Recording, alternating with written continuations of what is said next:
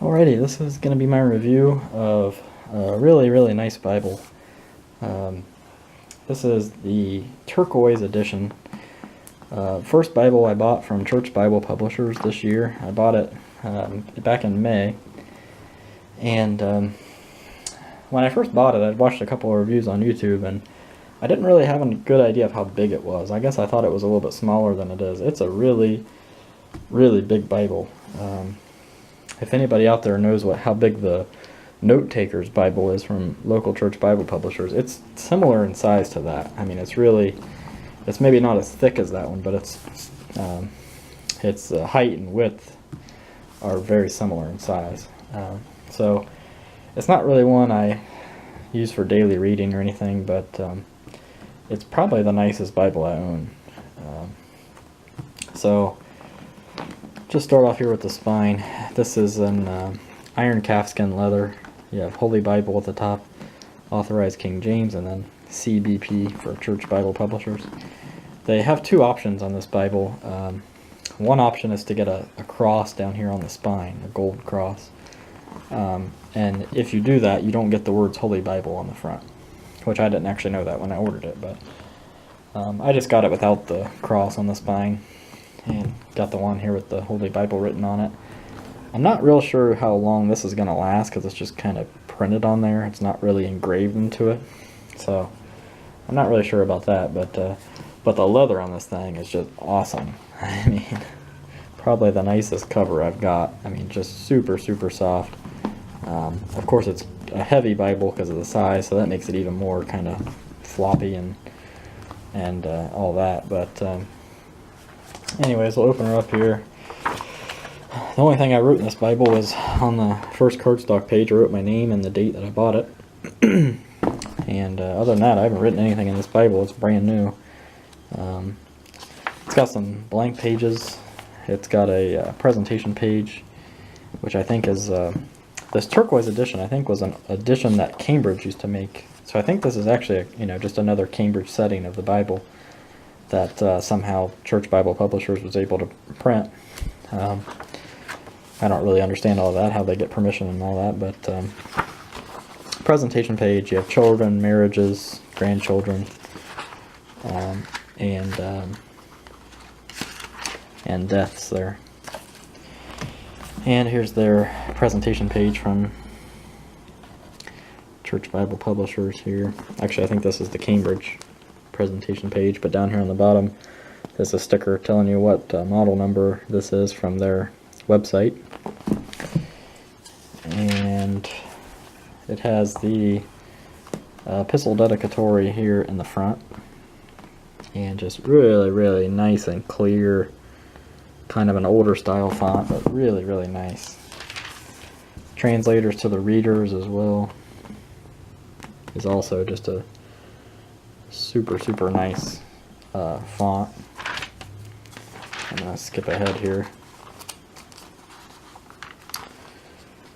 You have the order of the books, and just like I said, just a super crisp and clear, really nice looking font. The paper is real nice in this too. It's kind of on the thin side, but it's still really nice.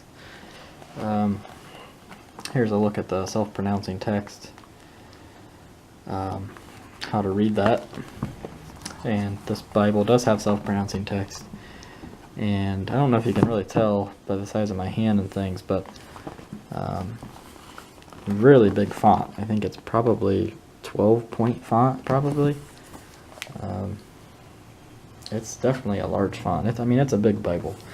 Has a center column reference system, which I think is just Cambridge. Actually, no, I think this is actually like the references that came, from like the first printing or whatever, from the actual translation of the King James. One thing this Bible does do, I don't think I've ever seen any other Bible have, is next to the chapter, it actually tells you what number chapter, not just in the book that you're in, but what number chapter it is in the Bible. So, for instance, once you get through the 50 chapters of Genesis, let me skip ahead here.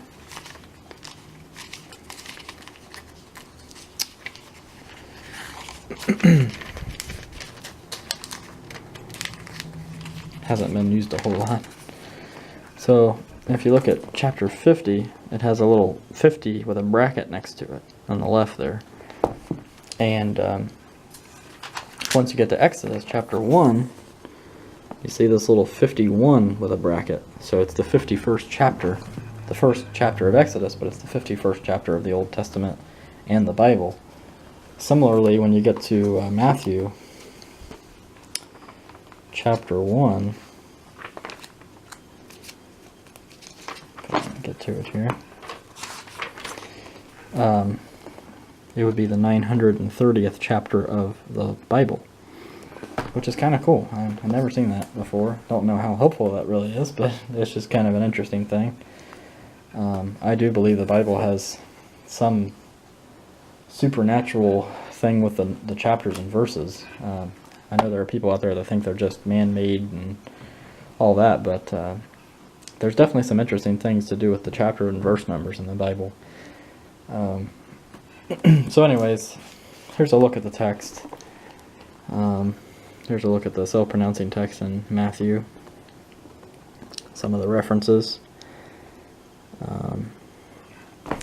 I'm not a big fan of self-pronouncing text. I'll say that in every video. But this text is just really clear, spaced out really nicely. You have very little room for notes or anything. I mean, there's really not much of a margin or anything to write any notes. But you do have the references in the middle, which are interesting, I guess. But really, really nice. Probably the nicest Bible I have as far as quality and things. I mean, it is just really, really nice. So this is just another one I have that haven't really wrote anything in or anything like that, and would probably give it to a family member or a friend or somebody that would maybe just be studying the Bible with me. I guess this is kind of what I spend my money on most of the time, is Bibles, and I like giving them away to people. I've had some people actually email me and ask me if I could give them a Bible that they live in like other countries, and I'm just not real sure how to ship things internationally. And the one guy lived on like an island somewhere, and it was like $400 to ship a Bible to him. So as much as I'd like to send somebody a Bible, first of all, I don't really have that many just to give away, but I probably won't give any away to anybody that I don't truly know, haven't really met in person. But as far as people I know have met in person and things, I don't mind giving Bibles away to people.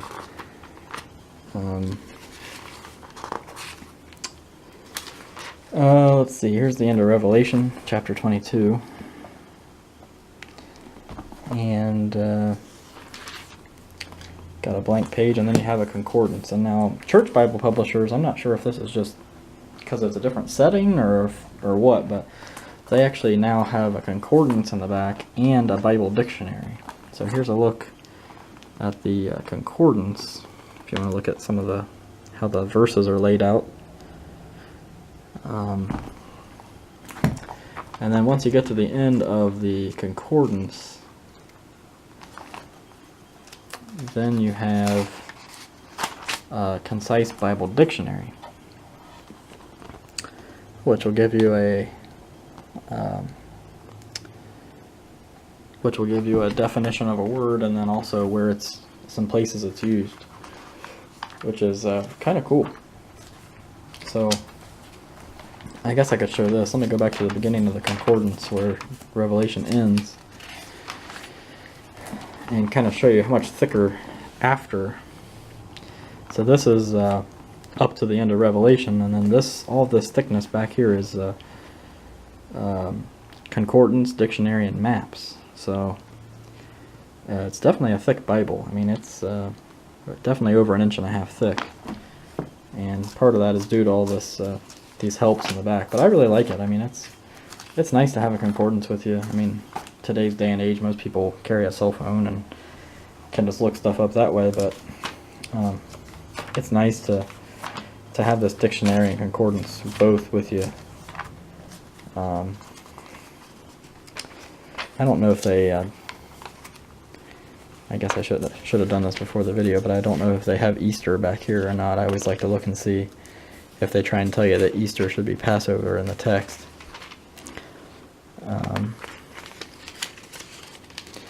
I would almost be willing to say they probably do.